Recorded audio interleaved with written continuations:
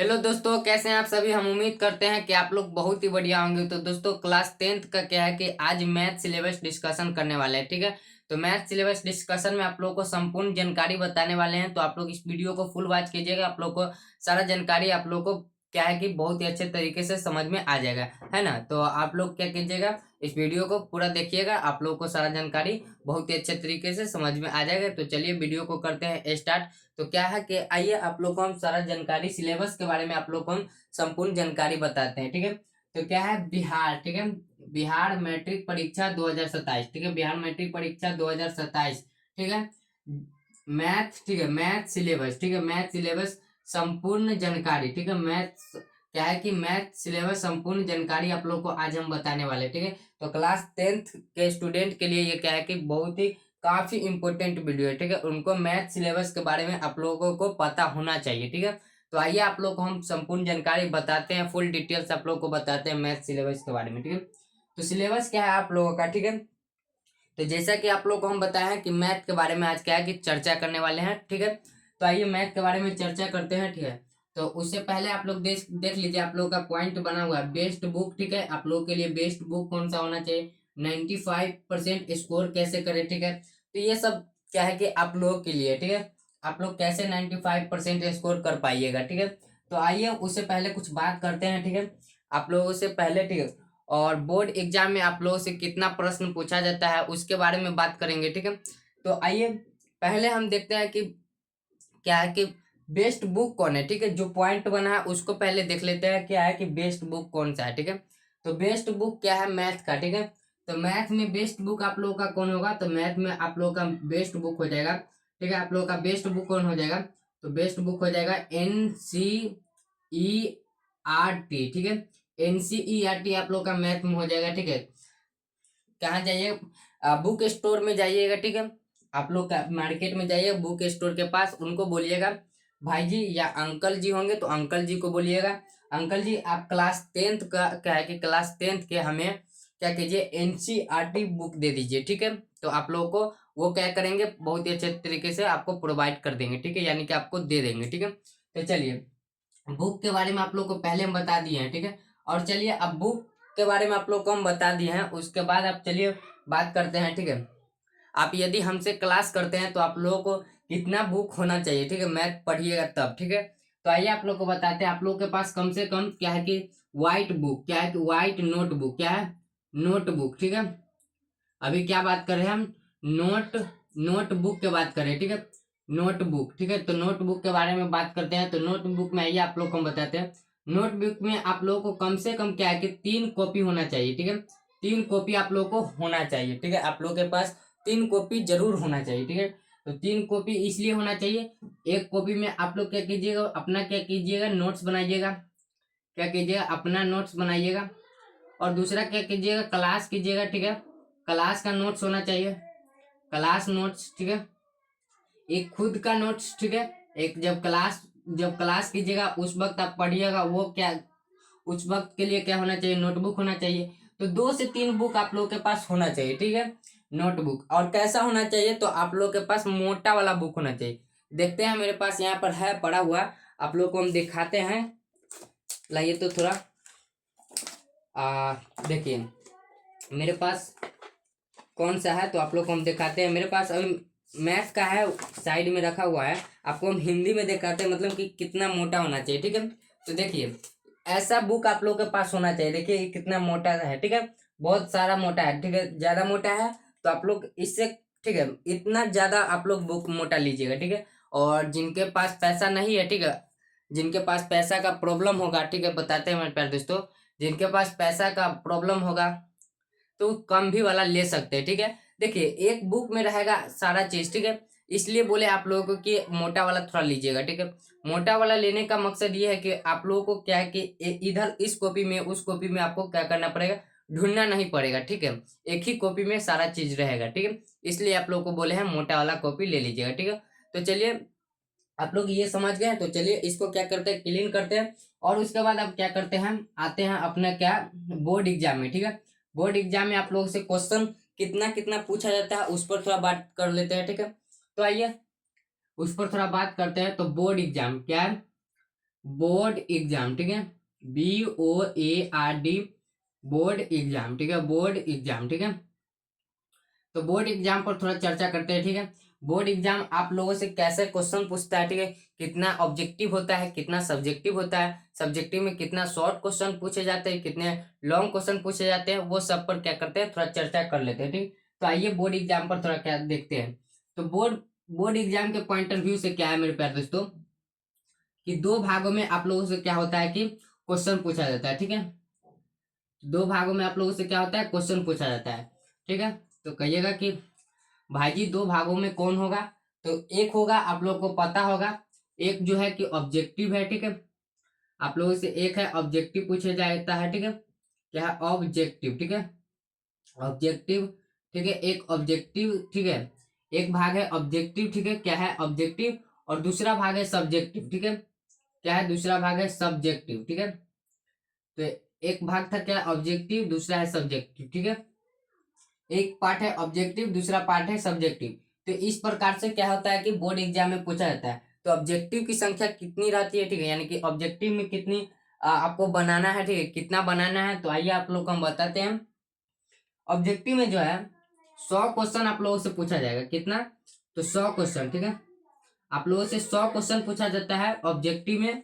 तो आपको इसमें से कितना बनाना है, ठीक है। पहले बात करते हैं बोर्ड एग्जाम आप लोगों से क्वेश्चन कितना पूछता है, क्वेश्चन की संख्या तो 2 गुने क्वेश्चन रहता है, कितना रहता है 2 गुना क्या रहता है, सवाल रहता है, यानी कि क्वेश्चन रहता है, 2 गुना प्रश्न पूछा जाता है, ठीक है। तो आइए ऑब्जेक्टिव आप लोगों को कितना रहेगा, 100 ऑब्जेक्टिव दिया जाएगा, जिसमें से आप लोगों को कितना बनाना है, जिसमें से आपको 50 ऑब्जेक्टिव बनाना है, कितना, तो 50 ऑब्जेक्टिव आप लोग को बना लेना है, ठीक है, मात्र 50 को बनाना है, ठीक है। और चलिए आप लोग को बताते हैं आप सब्जेक्टिव के बाद। तो सब्जेक्टिव में क्या है कि दो मतलब कि दो तरह से क्वेश्चन रहता है, एक रहता है शॉर्ट क्वेश्चन, क्या रहता है, एक शॉर्ट क्वेश्चन रहता है, एक शॉर्ट क्वेश्चन रहता है, ठीक है।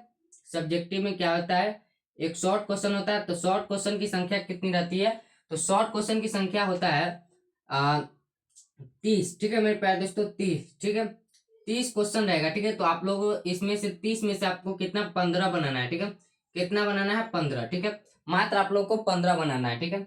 और लॉन्ग क्वेश्चन कितना रहता है लॉन्ग, तो आइए लॉन्ग क्वेश्चन देखते हैं। तो लॉन्ग क्वेश्चन की संख्या होती है, लॉन्ग क्वेश्चन होता है लॉन्ग 8, ठीक है, 8 क्वेश्चन रहता है, उसमें से आप लोगों को कितना बनाना रहता है, तो 4 क्वेश्चन बनाना रहता है, ठीक है। तो बोर्ड एग्जाम इस प्रकार से क्या है कि बोर्ड एग्जाम का सिलेबस इस प्रकार से है, ठीक है, यानी कि क्वेश्चन का सिलेबस आप लोग को समझाएं, ठीक है। तो आप लोग को समझ में आ गया होगा कि क्वेश्चन किस प्रकार बोर्ड एग्जाम में पूछा जाता है, ठीक है। तो आप लोग को बहुत अच्छे तरीके से ये समझ में आ गया होगा, हमें उम्मीद है कि आप लोग को बहुत ही अच्छे तरीके से समझ में आ गया होगा, ठीक है।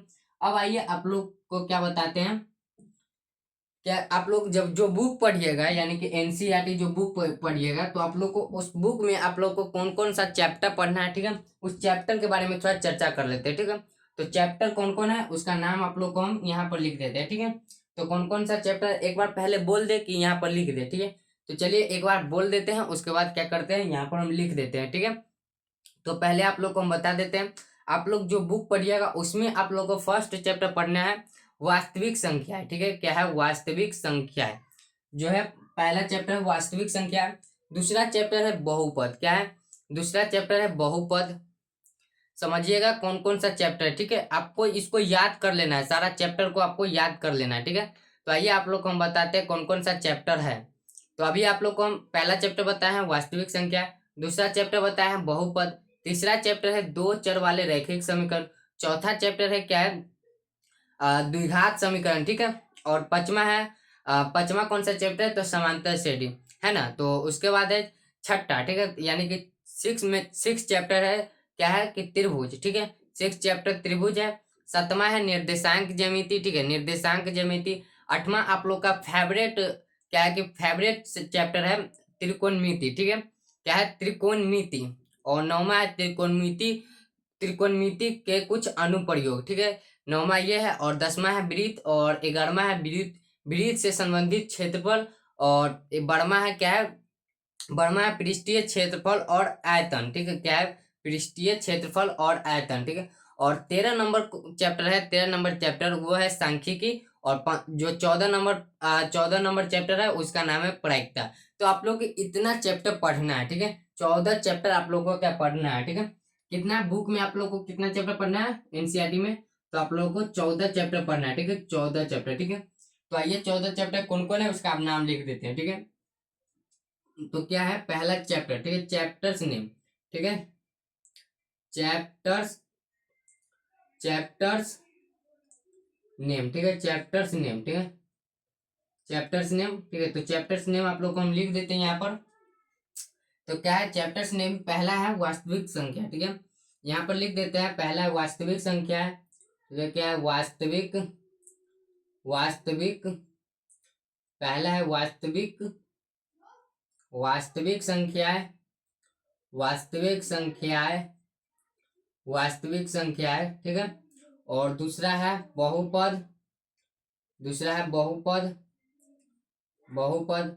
तीसरा चैप्टर है क्या है, तीसरा चैप्टर है दो चर वाले रैखिक समीकरण, क्या है दो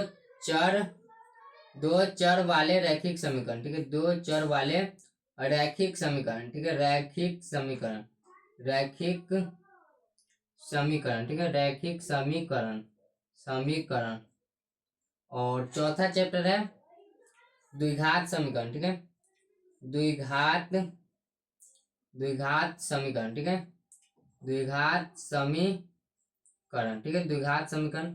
चलिए 4 चैप्टर ये हो गया। अब चलिए 5वां चैप्टर की बात करते हैं। तो 5वां कौन है, 5वां है समांतर श्रेणी, ठीक है, समांतर श्रेणी, ठीक है, समांतर श्रेणी है, ठीक है, कौन सा है, तो समांतर श्रेणी, ठीक है, आप लोग को याद रखना है कौन सा है, समांतर श्रेणी, ठीक है, समांतर श्रेणी है, ठीक है। चलिए 6 नंबर है, आपको श्रेणी लिखा हुआ मिलेगा, ठीक है, क्या है समांतर श्रेणी या श्रेणी वही हुआ, ठीक है। और उसके बाद है समांतर श्रेणी, ठीक है, क्या है समांतर श्रेणी है। चलिए समांतर श्रेणी, उसके बाद है 6 त्रिभुज, मतलब 6 नंबर चैप्टर का नाम है त्रिभुज। और 6 के बाद है सतमा चैप्टर क्या है, निर्देशांक ज्यामिति, ठीक है, निर्देशांक ज्यामिति, निर्देशांक ज्यामिति, ठीक है, निर्देशांक ज्यामिति, ठीक है, निर्देशांक ज्यामिति। और चलिए 8वां नंबर चैप्टर जो है, 8वां नंबर काफी इंपॉर्टेंट, जो आप लोग का फेवरेट चैप्टर है, उसका नाम है त्रिकोणमिति, क्या है त्रिकोणमिति, ठीक है, त्रिकोणमिति, ठीक है। यह है 8वां नंबर चैप्टर जो कि बहुत ही काफी इंपॉर्टेंट चैप्टर है। और चलिए उसके बाद है 9वां चैप्टर की बात करते हैं, ठीक है, इसको क्लीन कर दें, ये आप लोग समझ गए, ठीक है, इसको क्लीन कर देते हैं, ठीक है, ये आप लोग समझ गए होंगे, ठीक है। आइए, और उसके बाद है 8वां के बाद है 9वां नंबर चैप्टर। तो 9वां नंबर चैप्टर क्या है, 9 नंबर चैप्टर में है त्रिकोणमिति के कुछ अनुप्रयोग, ठीक है, क्या है त्रिकोणमिति के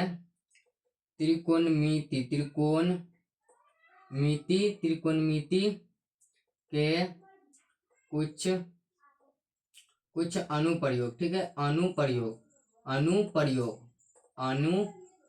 ठीक है, ये है। और 10वां नंबर चैप्टर जैसा कि आप लोग को हम बताए होंगे, है ना, कि 10वां नंबर चैप्टर कौन सा है, तो 10वां नंबर है वृत्त, ठीक है, वृत्त है, ठीक है। चलिए 11 नंबर चैप्टर है वृत्त से संबंधित क्षेत्रफल, ठीक है, वृत्त से संबंधित क्षेत्रफल, वृत्त से संबंधित क्षेत्रफल, ठीक है, क्षेत्रफल, ठीक है, क्षेत्रफल। चलिए 12 नंबर चैप्टर है, 12 नंबर चैप्टर क्या बताए हैं आप लोग को, 12 नंबर चैप्टर में आप लोग को हम बताए होंगे पृष्ठीय क्षेत्रफल, ठीक है, क्या है पृष्ठीय क्षेत्रफल और आयतन, ठीक है, पृष्ठीय क्षेत्रफल और आयतन, पृष्ठीय क्षेत्रफल और आयतन, ठीक है, और क्या है आयतन है, ठीक है, आयतन, ठीक है। तो ये है। और 13 नंबर क्या है, तो 13 नंबर 13 नंबर चैप्टर है, 13 नंबर चैप्टर है क्या है सांख्यिकी, ठीक है, सांख्यिकी, क्या है सांख्यिकी, ठीक है, ये है, ठीक है, सांख्यिकी। और लास्ट चैप्टर है 14 प्रायिकता, ठीक है,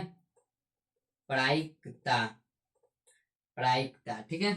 तो आप लोगों का ये चैप्टर है, ठीक है, इतना चैप्टर आप लोगों को पढ़ना है, आप लोग याद कर लीजिए इसको। पहला चैप्टर कौन सा है, तो पहला वास्तविक संख्या है, दूसरा है बहुपद, तीसरा है दो चर वाले रैखिक समीकरण, चौथा चैप्टर है द्विघात समीकरण, और पांचवा चैप्टर है समांतर श्रेणी, और 6 नंबर चैप्टर है त्रिभुज, और सातवां चैप्टर है निर्देशांक ज्यामिति, आठवां है त्रिकोणमिति जो कि फेवरेट है आप लोग का, और त्रिकोणमिति के कुछ अनुप्रयोग नौवां नंबर चैप्टर है, 10वां है वृत्त, और 11 वृत्त से संबंधित कुछ क्षेत्र, वृत्त से संबंधित क्षेत्रफल। ठीक है, क्या है वृत्त से संबंधित, वृत्त से संबंधित क्षेत्रफल। ठीक है, वृत्त से संबंधित क्षेत्रफल, और 12 नंबर पृष्ठीय क्षेत्रफल और आयतन, 13 नंबर है सांख्यिकी। ठीक है, सांख्यिकी, और 14 नंबर है प्रायिकता। ठीक है, प्रायिकता। ठीक है, तो ये सब आपका चैप्टर है। ठीक है, जो कि बहुत ही अच्छे तरीके से, बहुत प्यारा प्यारा चैप्टर है, आप लोगों को बहुत ही अच्छे तरीके से समझ में आ गया होगा कि कौन कौन सा चैप्टर है और हमें क्या क्या पढ़ना है। ठीक है, तो हमें उम्मीद है कि दोस्तों आप लोगों को बहुत ही अच्छे तरीके से समझ में आ गया होगा। तो क्लास को यहीं पर करते हैं समाप्त, और आप लोग समझ गए होंगे तो बहुत ही अच्छा बात है। और आप लोगों को बता दें कि आप क्लास अपना क्या है कि बहुत जल्द स्टार्ट होने वाला है। ठीक है, क्या है क्लास अपना स्टार्ट होने वाला है। ठीक है, क्लास भी बहुत जल्द स्टार्टअप होने वाला है। ठीक है, तो जैसा कि आप लोग को हम बता दिए होंगे कि क्लास अब कब से स्टार्ट होने वाला है, तो आप लोग को हम बताए होंगे। ठीक है, तो क्लास अब क्या है कि स्टार्ट होने वाला है। ठीक है, तो तब तक के लिए आ, हंसते रहिए, तब तक के लिए मुस्कुराते रहिए। तो क्लास को यहीं पर करते हैं समाप्त। धन्यवाद दोस्तों।